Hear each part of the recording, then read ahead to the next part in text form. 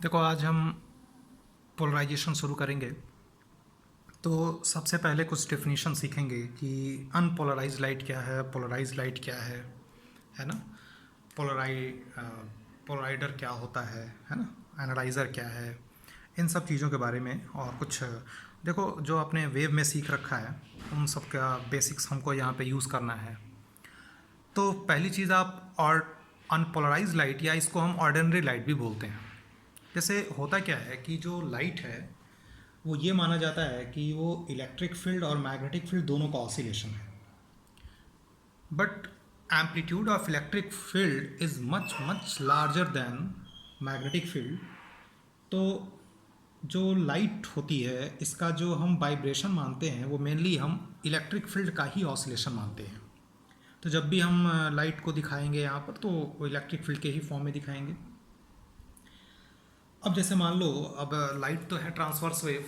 तो आपको पता है कि जिस तरफ वेव प्रोपगेट करती है तो ट्रांसवर्स वेव में क्या होता है कि जो उसका ऑसिलेशन होता है वो उसके परपेंडिकुलर डायरेक्शन में होता है ना। अब जैसे मान लो फॉर एग्जांपल, अगर मैं बोलूँ कि if light propagates along X axis then electric field में be either along Y axis और अलोंग जेड एक्सिस। या ये भी कह सकते हैं कि in any direction the plane containing Y Z, या ये कह सकते हैं कि वाई जेड प्लेन में किसी भी डायरेक्शन में ये वाइब्रेट कर सकता है। अगर लाइट वेव वाई में जाती तो इलेक्ट्रिक फील्ड कौन से डायरेक्शन में जा सकता था, या तो एक्स में या तो जेड में, या ऐसा प्लेन जो एक्स जेड हो किसी भी डायरेक्शन में जा सकता था। ठीक है। तो ये आपकी हो गई पोलराइज लाइट, जो मैंने दिखा रखा है कि लाइट जो है वो हर डायरेक्शन में ऑसिलेट कर रही है। हम इसको ऐसे भी दिखा सकते हैं, ये डॉट है इस तरह से, है ना। देखो, इसका मतलब हो गया ये वाई है, ये क्या है एक्स है, और ये जो डॉट है ये क्या दिखा देंगे जेड। तो ये भी, इसको हम ऐसे भी दिखा सकते हैं, इस चीज़ को हम ऐसे भी दिखा सकते हैं। ठीक है। अब आता है भाई इसके बाद कि पोलराइज लाइट क्या है। तो जैसे यहाँ पे आपने देखा कि ऑर्डिनरी लाइट में जो इलेक्ट्रिक फील्ड है वो किसी भी डायरेक्शन में वाइब्रेट कर रही है, लेकिन पोलराइज लाइट में क्या होगा कि एक फिक्स डायरेक्शन के अलोंग या उसके पैरेलल ही ये वाइब्रेशन करेगा। ठीक है ना। तो डिफ ये ई फील्ड लिखा मतलब इलेक्ट्रिक फील्ड है ये। तो if electric field at a point always remains parallel to a fix direction as time passes, light is called linearly polarised light. और ऐसा प्लेन जैसे आता है ना कि प्लेन ऑफ पोलराइजेशन, थोड़े बहुत डिफिनेशंस आपको पता होनी चाहिए कि ऐसा प्लेन जिसमें इलेक्ट्रिक फील्ड और डायरेक्शन ऑफ प्रोपगेशन दोनों हो, वो होता है प्लेन ऑफ पोलराइजेशन। ठीक है। तो ये इतना आपका था जो डिफिनेशन था, जिसको हम बेसिक्स भी कह सकते हैं। अब इसके बाद हम शुरू करेंगे कि जैसे जो पोलराइजेशन है तो लीनियरली पोलराइज्ड कब होता है, क्या कंडीशन बनती है, सर्कुलरली पोलराइज्ड कब होता है, और इलिप्टिकली पोलराइज्ड कब होता है। तो इस चीज़ को हम समझने की कोशिश करेंगे। अब जैसे मान लो मैंने ये बोल दिया कि suppose unpolarise light wave travels along X axis, तो जो इलेक्ट्रिक फील्ड है वो प्लेन वाई जेड में होगा। ठीक। अब ये इलेक्ट्रिक फील्ड तो बेटा वेक्टर है। अब जैसे मान लो कि मैं इसी प्लेन को मैं इसी प्लेन को, जो ये दिख रहा है प्लेन, इसको मैं मान लेता हूँ, इसी प्लेन को मैं वाई जेड मान लेता हूँ। तो वाई जेड होगा तो उसमें वेक्टर ऐसे जाएगा, वेक्टर इस तरह से जाएगा। और जब वेक्टर आपका इस तरह से जाएगा तो इसका दो कंपोनेंट होगा। मान लेते हैं ये वाला वाई है और ये वाला जेड है। प्लेन के बारे में तो आपको पता होगा ही। तो अगर हम वेक्टर की बात करें तो ये हम क्या लिख सकते हैं, वाई के अलॉन्ग मान लो unit vector Z J cap लिखा, और जेड के अलॉन्ग क्या लिखा, के कैप लिखा। तो अगर हम वेक्टर की बात करेंगे तो क्या लिख सकते हैं, वाई आई कैप जेड के कैप। और अगर मैं बोलूं कि ये तो रिजल्टेंट फील्ड है और इस तरफ की जो इलेक्ट्रिक फील्ड है वो ई वाई है और इस तरफ की इलेक्ट्रिक फील्ड ई जेड है, तो फिलहाल मैं उसको वाई और जेड करके दिखा रहा हूँ। और अगर मान लो कि ये जो इलेक्ट्रिक फील्ड का रिजल्टेंट है ई, ये मान लो कि वाई के साथ कुछ एंगल बनाता है ना। मान लो कि मैंने बोल दिया थीटा एंगल बनाता है। तो याद करिए आप, अगर जैसे अगर वाई के साथ एंगल है तो ऊपर जेड आता है, अगर जेड के साथ एंगल पूछता तो ऊपर क्या आता, वाई। मतलब हम टैन थीटा क्या लिखेंगे, परपेंडिकुलर बाई बेस। तो परपेंडिकुलर क्या है, जेड, और बेस क्या है, वाई। या इसको हम ऐसे भी लिख सकते हैं क्या, E Z upon E Y.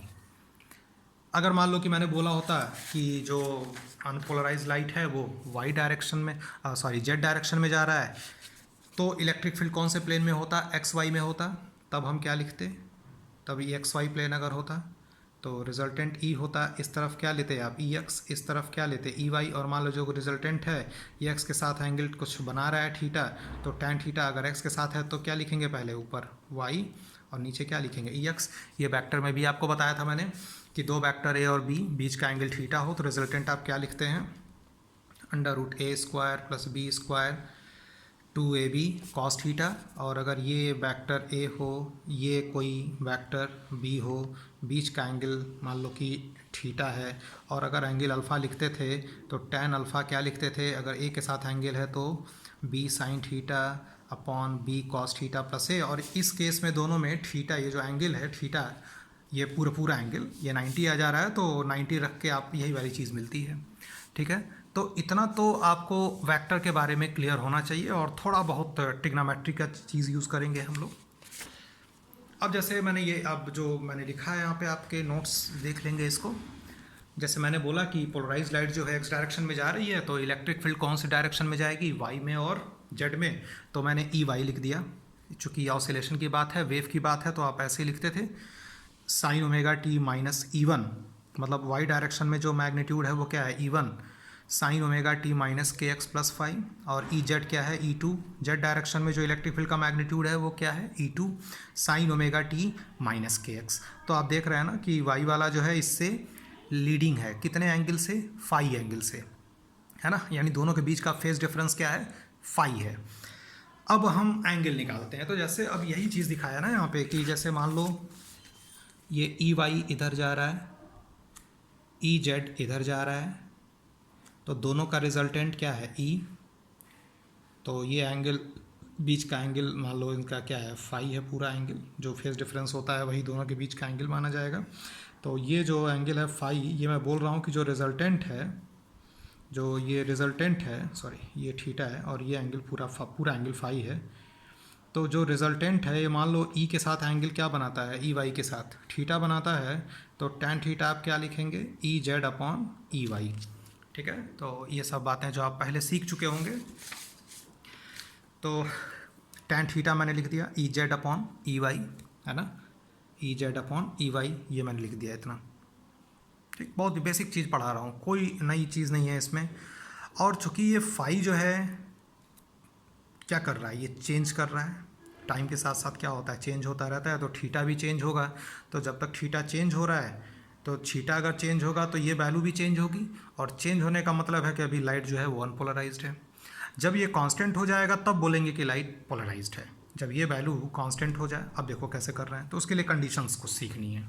तो पहला कंडीशन है कि फाई की वैल्यू ज़ीरो हो, मतलब दोनों जो ई वाई और ई जेड हैं जो मैंने यहाँ पे दिखाया था, दोनों का फेज डिफरेंस क्या है फाई। तो अगर फाई की वैल्यू ज़ीरो हो, फेज डिफरेंस ज़ीरो होने का मतलब कि ये दोनों एक ही डायरेक्शन में जा रहे हैं, और जब दोनों एक ही डायरेक्शन में जा रहे हैं तो अब यहाँ पे जब डिवाइड करोगे तो देखो क्या आ जाएगा, ये tan phi E two by one आ जाएगा। दोनों को डिवाइड किया E Y by E Z, तो टेन थीटा क्या होगा, E two by E one लिखोगे ना, टेन थीटा बराबर क्या आ जाएगा, E two by E one, मतलब E Z by E Y आएगा। ठीक है, तो E Z by E Y, तो ये हमने लिखा था। अब ये फाई की वैल्यू जीरो रख दिया, तो देखो ऊपर भी sign omega T minus K x, यहाँ भी sign omega T minus K x, cancel हो जाएगा, तो क्या हो जाएगा, E two by E one हो जाएगा। अब ई टू बाई ई वन जो है ये तो कांस्टेंट है दोनों का रेशियो, तो ये कांस्टेंट हो गया, यानी इलेक्ट्रिक फील्ड जो है वो चेंज नहीं हो रहा है, बल्कि एक डायरेक्शन के अलोंग वो फिक्स हो गया। ठीक है, हमेशा एक फिक्स डायरेक्शन के अलोंग वो पैरेलल ही रहेगा, तो लाइट जो है लीनियरली पोलराइज्ड हो गई। मान लो कि दोनों के बीच का एंगल पाई होता, तो फाई, अगला केस क्या लिया मैंने, फाई की वैल्यू क्या ले लिया, पाई ले लिया। पाई ले लिया तो अब यहाँ पे आप देखिए, यहाँ पे फाई की जगह क्या रखेंगे, पाई, तो साइन पाई प्लस थीटा, जैसे ये आएगा ना ऐसे आप लिखेंगे sign omega T minus K X, और फाई की जगह क्या आया पाई, और आपने पढ़ा था कि साइन पाई प्लस थीटा कुछ भी हो तो ये होता है माइनस साइन थीटा। ठीक है, तो अब रेशियो दोनों का क्या आ जाएगा, माइनस में आ जाएगा। क्योंकि ऊपर तो वही है E2 और sine omega T minus K x कटेगा लेकिन माइनस बच जाएगा, तो tan थीटा क्या आ गया माइनस E2/A1, भले ही निगेटिव है ना। बस फ़र्क ये है कि E1 और A2 एक दूसरे के अपोजिट हो गए, लेकिन रेशियो तो कांस्टेंट रहेगा, तो लाइट फिर से लीनियरली पोलराइज्ड है। ठीक है, देखो लीनियरली पोलराइज्ड कहने का मतलब ये हुआ कि अगर E1 और E2 को, जैसे पैरामेट्रिक आपने सीख रखा था पहले, जैसे पैरामेट्रिक आपने सीखा था, जैसे मान लीजिए कि मैं देता हूँ कि y is equal to T और x बराबर माइनस टी, तो y और x में अगर रिलेशन निकालेंगे तो t को एलिमिनेट करना पड़ेगा ना, तो t की वैल्यू यहाँ पे y रख दो तो y is equal to minus X आएगा। तो मतलब ग्राफ कैसा आएगा y और x में, स्ट्रेट लाइन आएगा। तो ये ग्राफ देख के ही हम बोल रहे हैं कि वो लीनियरली पोलराइज्ड है या सर्कुलरली पोलराइज्ड है। अब जैसे सर्किल का इक्वेशन क्या है, एलिप्स का इक्वेशन क्या है, मैं एक एक चीज़ आपको बताता चलूँगा। इसके बाद आता है कि फाई की वैल्यू π/2 हो लेकिन E1 E2 की वैल्यू बराबर हो। अब ये सर्कुलरली पोलराइज का केस होता है, कैसे होता है ये समझिए। ठीक है, तो अब यहाँ पे आप देखिए इसको, जैसे ध्यान होगा कि मैंने लिखा था ये EY की वैल्यू मैंने लिखा था E1 sine omega T minus K X, और फाई की वैल्यू क्या लिया है E/2, और EZ क्या लिया है E2 sine omega T minus K X. तो मैंने केस लिया है 5। तो देखो ये sine 90 plus theta, sine 90 plus theta क्या होता है कॉस थीटा, तो EY क्या लिख सकते हैं कॉस थीटा की जगह पर क्या है omega T minus K X, और EZ क्या आएगा, E2 तो हमने E1 के बराबर मान ही रखा है, तो E2 की जगह पर भी क्या लिख दो E1 लिख दो sign omega T minus K x. अब आप पैरामेट्रिक आपने अगर पढ़ा होगा तो आपके सामने आया होगा इक्वेशन, जैसे मान लीजिए आ गया कि x बराबर a साइन ओमेगा टी और y बराबर a कॉस ओमेगा टी। तो मैंने आपको बताया था उस समय साइन ओमेगा टी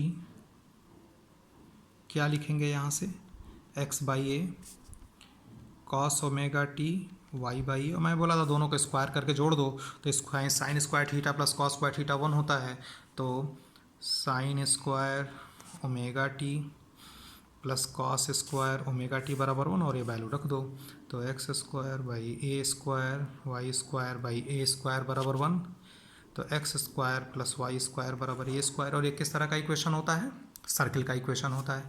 तो बेटा यहाँ पर भी वही चीज़ आने वाली है, तो उसके पहले कुछ बातें जान लीजिए आप।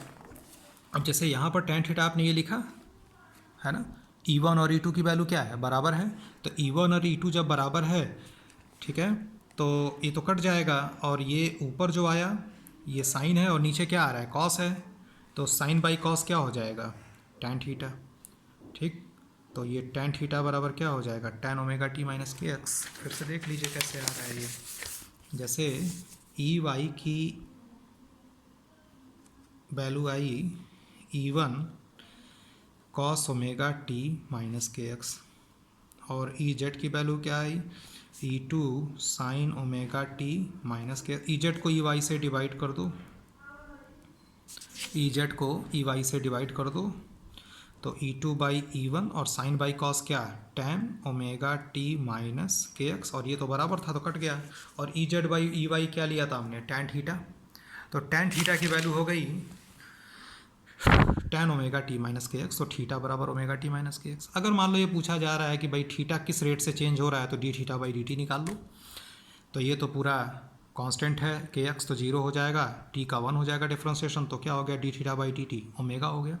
यानी जो थीटा है वो कांस्टेंट रेट से चेंज हो रहा है, D theta by D T जो ओमेगा है कांस्टेंट है, और ये यूनिफॉर्म सर्कुलर मोशन की पता ही है आपको प्रॉपर्टी है कि ओमेगा कांस्टेंट होता है वहाँ पे, मतलब उसका मैग्नीट्यूड क्या होता है कांस्टेंट होता है ना। अब ये देखिए ये मैंने सॉल्व करके दिखा दिया है यहाँ पे EY की वैल्यू EZ। अब हम क्या कर रहे हैं, EY की वैल्यू क्या आई, EY की वैल्यू आया ये, और EZ की वैल्यू, तो अब यहाँ पर हम एग्जैक्टली वही चीज़ करने जा रहे हैं जो पीछे मैं आपको पैरामेट्रिक सिखा रहा था। जैसे EY की वैल्यू आई E1 cos omega T minus K X, और EZ क्या आया E1 sine omega T minus K X. ठीक है, अब ये आप करिए, cos omega T minus K X निकाल लेंगे, sine omega T minus K X, तो cos omega T minus K X क्या हो जाएगा, E Y by E one, और sine omega T minus K X क्या हो जाएगा, ई जेड बाई ई वन, क्योंकि ई वन ई टू तो बराबर था, दोनों के स्क्वायर करके जोड़ दो, तो क्या आ जाएगा, ये E Y square plus E Z square बराबर ई वन स्क्वायर। ये वाई डायरेक्शन में है, ये जेड डायरेक्शन में है, और ये कांस्टेंट है। देखो ये सर्किल की इक्वेशन आ गई, इसलिए हम बोलते हैं कि ये सर्कुलरली पोलराइज्ड लाइट है।